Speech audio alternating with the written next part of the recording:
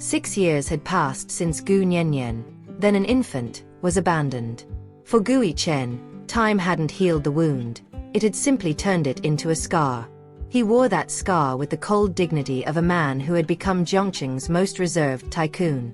His fortune was vast, yet his heart remained a desert, inhabited only by his unconditional love for his daughter. Niannian, now 6, was the light that guided him. A precocious girl with the wisdom of someone who grew up observing her father's disguised loneliness. "Daddy, you're frowning so hard it looks like you're trying to catch a mosquito," she said, her childish voice sounding strangely mature.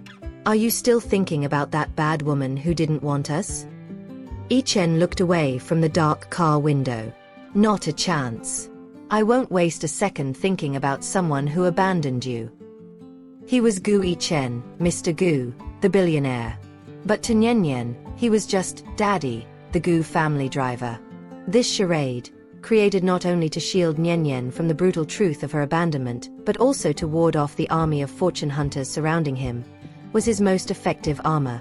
He wore it perfectly, almost convincing himself he was just an ordinary man struggling to get by. Yet, the loneliness behind the facade was a steep price to pay for his daughter's peace. He longed for someone to see the man behind the wealth, but past disillusionment made him deeply skeptical. That day, his armor nearly failed. An acquaintance of his mother, Aunt Zhang, approached him with a stepmother candidate. "Mr. Gu, what a coincidence. I'm Aunt Zhang's daughter, the one your mother introduced. How about you reconsider?" The woman spoke with obvious insincerity. "Just give me that amount every month, and I promise to behave and stay out of your life." Niannian, with her childlike sharpness, intervened before Yichen had to speak. "Auntie, you've got the wrong person. He is my daddy, yes. But he's only the Gu family driver." The shock on the woman's face was satisfying, but the pain in Yichen's eyes was real. He hated the lie, but he loved his daughter more. "Daddy, Daddy, I want ice cream." Niannian pulled him away, her distraction a form of protection. Shan Yue's street stall was a small oasis of colors and flavors amid the city's chaos. She sold frozen treats, an honest business, but one that barely covered expenses. Yue was beautiful, with broad shoulders and a slender waist, but her beauty was overshadowed by the constant tension of someone fighting to survive. Yichen watched her from a distance. Her posture, her silent strength. He knew she wasn't an ordinary woman. Niannian pointed to the sweets. "Sister, I want this one, and this one. 1 serving of each, please." Yichen, still playing the driver, tried to step in.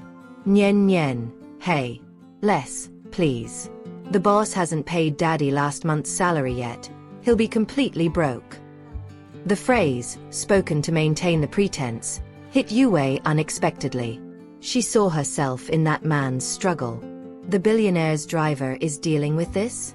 "The richer they are, the stingier, just like Su Boppy," she muttered, unaware she was speaking to the billionaire himself. Niannian, with a dramatic sigh, gave in. "Okay, then just one. This one and this one, fine. Deal." The moment of peace was brutally interrupted. A repulsive old man, accompanied by 2 thugs, appeared, grabbing Yue's arm. "My frozen sweet. Ah, you naughty Shen Yue. Finally caught you, didn't I? Who are you? Let go."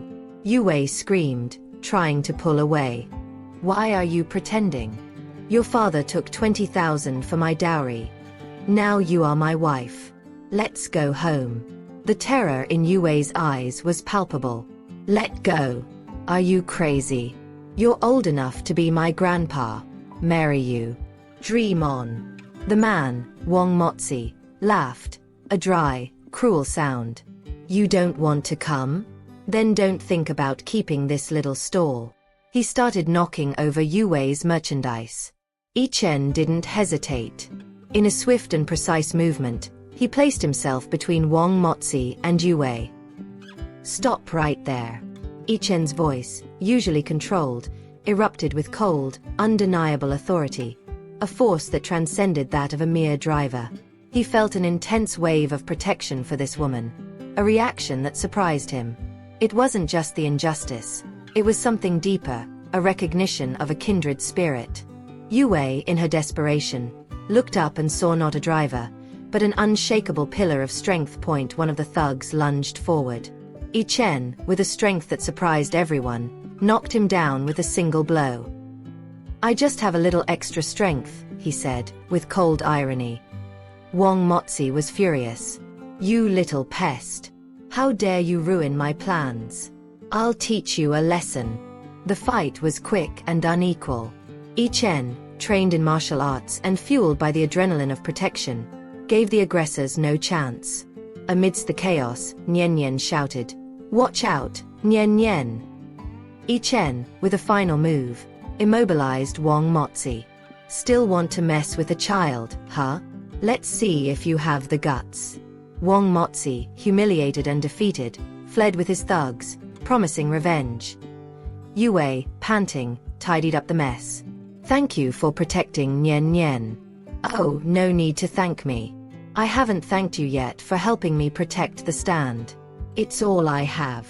Niannian, the miniature matchmaker, saw her chance. "Sister, do you really want to thank us?" "Of course." "Sister, are they pressuring you to marry too?" she asked, with the innocence of someone asking the most important question in the world. Yue smiled, surprised. "How did you know?" "That's great. My sister, my dad is also pressured by the family to marry. If the two of you get married, you won't have that worry anymore." Yichen tried to intervene, the driver charade not matching the marriage proposal. "Niannian, you're just a child talking nonsense, don't worry." But Niannian wouldn't be silenced. "Dad, if you don't try harder, you'll be single forever. Sister, you're beautiful and have a good heart. Consider my dad. If you don't want to deal with me, I can leave and let you two be." Yue laughed, a melodious sound Yichen hadn't expected. "You are so adorable. How could I not like you? I like you a lot, but marriage depends on fate." Yichen, in that moment, saw sincerity and strength in her eyes. There was no greed, only the courage of someone facing the world alone. The attraction was undeniable, an electric shock that woke him from years of emotional numbness. He noticed her resilient beauty, the way the sunlight hit her broad shoulders and slender waist. Broad shoulders, slender waist, that face is truly beautiful. The thought escaped, almost audible, and he scolded himself for being so careless. But Yue only smiled, a smile that promised hope. "That fate sounds pretty good," Yue replied, with a sparkle in her eyes. Yichen decided to test her, revealing a partial truth about his pretense. "I'm just a broke driver, separated, with a child, earning 5,000. No money, no status, no dowry. Do you still want this?" Yue, with a defiant smile that lit up her face, accepted the gamble, raising the proposal to a level of partnership. "I'm just a broke street vendor. No car, no house, no dowry. Perfect. We're on the same level. Driver. How about we live together? What do you think?" She wasn't asking for charity. She was proposing an agreement between equals. The idea was crazy, but the need to escape her family and the chance to give Niannian a mother figure were powerful arguments. Yichen felt the weight of the decision, but the lightness of the hope it brought was irresistible. He thought, "This is the price of my freedom and Niannian's happiness. $1,000 and a fake wife." Niannian, exultant, sealed the deal. "Dad, say yes already. This chance won't come back." Yue's gaze was sincere, devoid of material interest. Besides, she liked Niannian. And most importantly, she could be the perfect shield against his mother's pressure. "All right, she's the one. Thank you very much for your attention, Ms. Shin." "Great. Now I have a mommy." "Let's go home," Yichen said, but the phrase hit him like lightning.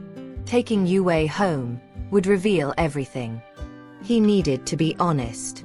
"Miss Shen." "Daddy, why are you still calling mommy Miss Shen?"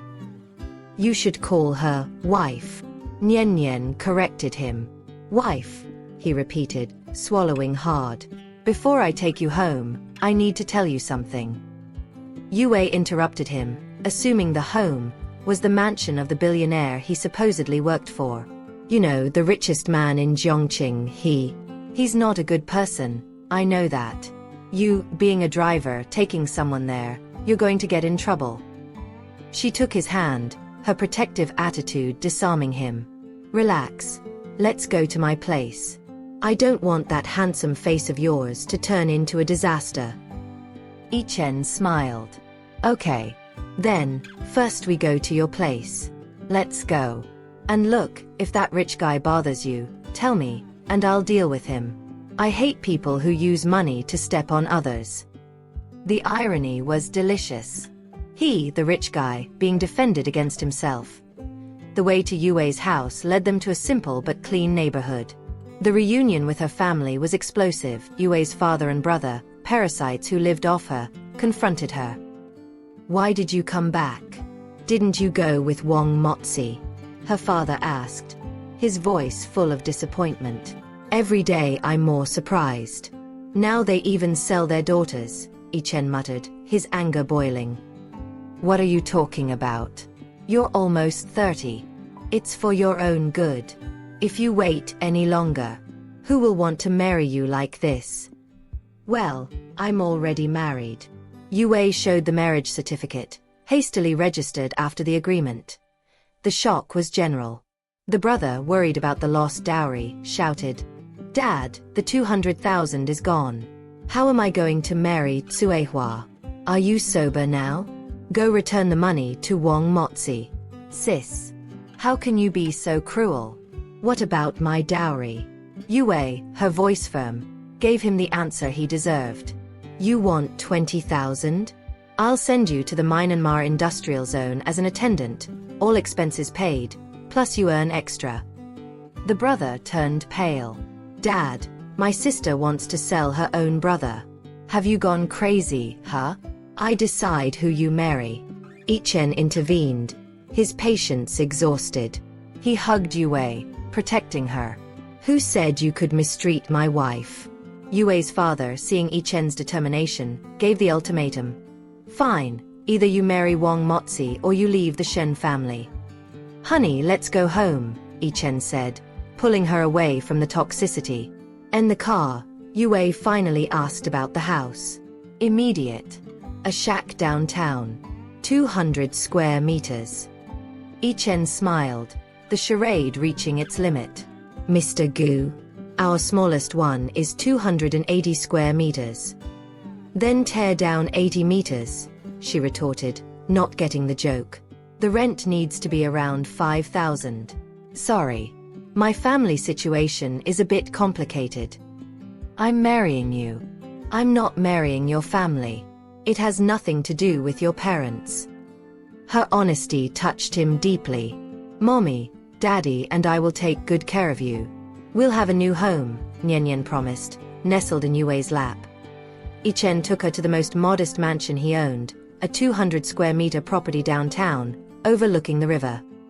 Wow, that's huge, Yue exclaimed. Dad, why didn't you choose a smaller house? Niannian asked, accustomed to the excessive luxury of the main mansion. This is already the smallest in our family. There isn't another one, Yichen replied, the truth slipping through his fingers. Yue, worried about the driver's finances, suggested, Honey, we still have to raise our children. How about a smaller one? Yichen, unable to lie anymore, told the truth that sounded like the biggest lie. No problem. This one only costs 1,000. How much? 1,000? 1,000? Is this the rich man's apartment? It's vacant, so he rented it to us at a friend's price. Yue relaxed, relieved. That rich guy is pretty nice, different from what I imagined rich people to be like, huh? You just called me mean, Yichen joked.